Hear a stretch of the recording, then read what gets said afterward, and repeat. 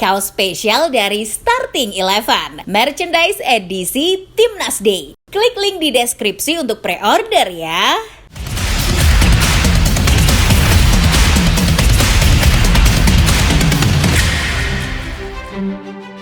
Setelah beberapa keputusan yang kurang menguntungkan Indonesia, akhirnya ada juga wacana AFC yang bisa memberikan banyak manfaat untuk sepak bola tanah air. Baru-baru ini otoritas sepak bola Asia itu dikabarkan bakal mengadakan kompetisi antar negara se-Asia yang formatnya serupa dengan turnamen antar negara di Eropa, UEFA Nation League. Asia terbilang cukup terlambat jika ingin memulainya sekarang karena CONCACAF sudah lebih dulu menggelarnya pada tahun 2018, tahun yang sama dengan lahirnya UEFA Nation League. Tapi tak apa, meski terlambat ini akan tetap dianggap sebagai upaya memajukan sepak bola Asia di kancah dunia. Selain untuk kemaslahatan bersama, ternyata Indonesia bisa meraup banyak keuntungan dari kompetisi ini. Apa sajakah manfaatnya? Selengkapnya, mari kita bahas. Namun sebelum itu kalian bisa subscribe dan nyalakan lonceng terlebih dahulu agar tak ketinggalan konten terbaru dari Starting Eleven. Asia Nation League, AFC Nation League atau apapun itu sebetulnya sudah jadi wacana tahunan bagi sepak bola Asia. Karena sejak tahun 2019, AFC sebetulnya sudah menggembar-gemborkan kompetisi antar negara ini. Dilansir FIFA, melalui Sekretaris Jenderal AFC, Winsor Paul-John, adanya AFC Nation League akan bagus bagi sepak bola Asia dan sudah masuk rencana AFC. Namun, Paul-John menilai bahwa AFC belum bisa merealisasikannya dalam waktu dekat. Pada tahun 2019, ketika CONCACAF sudah berani mengadakan Nation League, AFC justru sibuk mengkaji dan mengkaji lagi, terutama keharmonisan antara gagasan Nation League dengan visi dan misi AFC. Menurut Winsor, menggelar turnamen bukanlah tugas mudah. Mereka harus melakukan kajian mendalam sehingga ketika diimplementasikan bisa maksimal. Namun, bukannya ditanggapi secara serius, ide AFC Nation League menguap begitu saja, apalagi setahun setelahnya terjadi pandemi. Wacana ini baru kembali muncul pada akhir tahun 2024 saat jurnalis Arab Saudi Nawaf Oga mengabarkan bahwa Konfederasi Sepak Bola Asia akan meluncurkan turnamen pengganti uji coba bernama AFC Nation League. Dikutip Bola Okezon, Nawaf memberitakan kalau turnamen ini baru bisa dilaksanakan pada tahun 2025. Lalu bagaimana format kompetisinya? Menurut sumber yang ada, AFC tak mau ambil pusing. Mereka akan mengadopsi sistem yang sudah digunakan oleh UEFA dan CONCACAF. Kedua asosiasi ini menggunakan sistem yang hampir sama. Bedanya UEFA memiliki 4 divisi, yakni UEFA Nation League A, B, C, dan D. Sementara CONCACAF Nation League dibagi dalam 3 divisi, yakni CONCACAF Nation League A, B, dan C. UEFA Nation League ini memiliki 55 negara sebagai peserta, sedangkan AFC saat ini hanya memiliki 47 negara anggota. Berhubung formatnya akan mencontek UEFA, AFC bisa saja membagi 47 negara tersebut ke dalam 4 divisi. Nantinya masing-masing divisi bisa berisikan 11-12 negara, jadi per grup nanti bisa diisi 3 atau 4 negara. Saat UEFA pertama kali meluncurkan UEFA Nation League pada musim 2018-2019, mereka membagi 55 negara anggota ke dalam 4 divisi.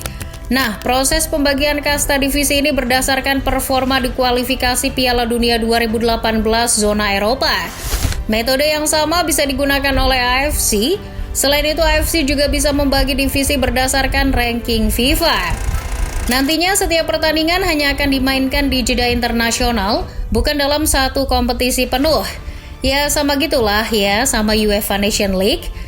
Juara baru bisa ditentukan dalam kurun waktu 1-2 tahun.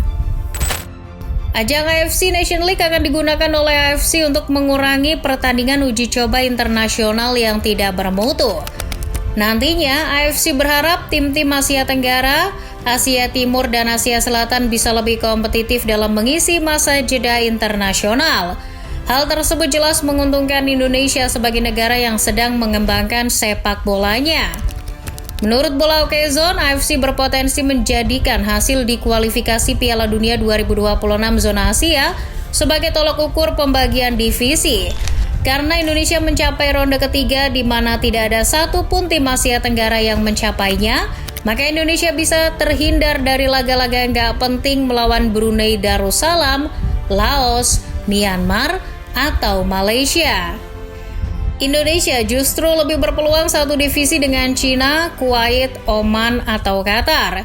Bahkan bisa saja masuk divisi tertinggi dan bertemu negara-negara macam Jepang, Uzbekistan, dan Korea Selatan jika nantinya berhasil lolos ke Piala Dunia 2026.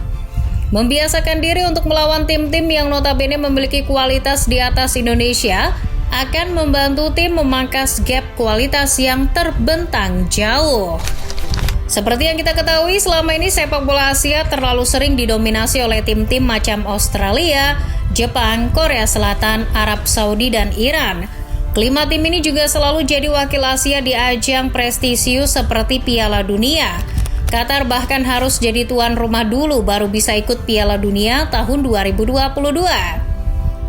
Terhindar dari negara-negara receh membuat kualitas pertandingan Indonesia kian meningkat.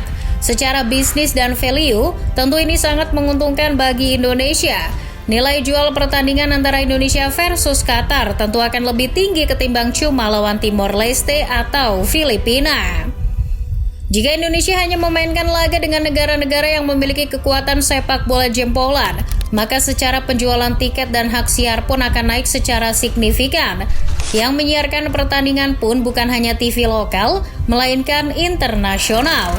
Seperti yang terjadi di laga melawan Bahrain kemarin, laga tersebut disiarkan di 48 negara berbeda termasuk Ukraina dan Rusia. Atau seperti laga Indonesia versus Jepang kemarin, banyak fans klub Liga Inggris yang datang demi menonton pemain-pemain idolanya. Dengan begitu, sepak bola Indonesia akan mendapat perhatian lebih dari negara-negara lain. Pertandingan yang lebih berkualitas dengan menghadapi lawan-lawan kuat juga akan berpengaruh pada peringkat FIFA Timnas Indonesia. Selain tak perlu lagi susah payah melobi sana-sini demi mencari lawan, AFC Nation League bakal membantu Indonesia mencapai target yang ditetapkan PSSI, yakni tembus 100 besar FIFA. Misalnya saja nih, Indonesia akhirnya berada di divisi 1 atau divisi 2. Di dua divisi itu pasti berisikan negara-negara yang memiliki ranking 100 besar FIFA. Jika begitu, maka Indonesia akan berpeluang besar untuk mendulang poin demi mendongkrak peringkat FIFA. Namun dengan satu syarat, Indonesia harus meminimalisir jumlah kekalahan. Kalau kalah mulu ya sama aja. Celakanya, jika performa Indonesia di AFC Nation League anjlok, ranking FIFA-nya juga ikutan anjlok. Indonesia bahkan bisa terdegradasi ke divisi yang lebih rendah jika berada di dasar klasemen grup. Kalau terdegradasi ya bakal ketemu sama Malaysia dan Brunei lagi. Dalam prakteknya, UEFA Nation League berpengaruh pada kualifikasi Piala Eropa selanjutnya. UEFA Nation League bisa menjadi jalan lain negara-negara Eropa untuk menuju ke Piala Eropa. Jalan yang disajikan adalah berupa fase playoff, melibatkan 16 tim yang menjadi juara grup di masing-masing divisi dalam kompetisi UEFA Nation League. Jika juara grup dalam divisi UEFA Nation League sudah lolos ke Piala Eropa via babak kualifikasi, maka slot grup akan diberikan kepada tim yang finish di bawahnya. Nah, jika AFC juga akan meniru hal yang sama, maka itu akan jadi keuntungan lagi bagi Indonesia. Menurut pandit football, skuad Garuda akhirnya memiliki kesempatan yang lebih besar untuk tampil secara rutin di Piala Asia. Indonesia tak hanya bergantung pada babak kualifikasi, karena jika gagal di babak kualifikasi Piala Asia, maka Indonesia masih bisa berharap pada peringkatnya di grup AFC Nation League. Peluang yang lebih besar untuk tampil di ajang-ajang bergengsi akan membuat pamor Indonesia kian harum di kancah internasional, terutama Belanda. Sebab jika Indonesia rutin tampil di Piala Asia, maka daya tariknya akan bertambah. Itu bisa memudahkan PSSI untuk menggait pemain-pemain keturunan. Kalau dari dulu udah gini sih, Tijani Renders pun gak akan nolak buat main di Timnas Indonesia.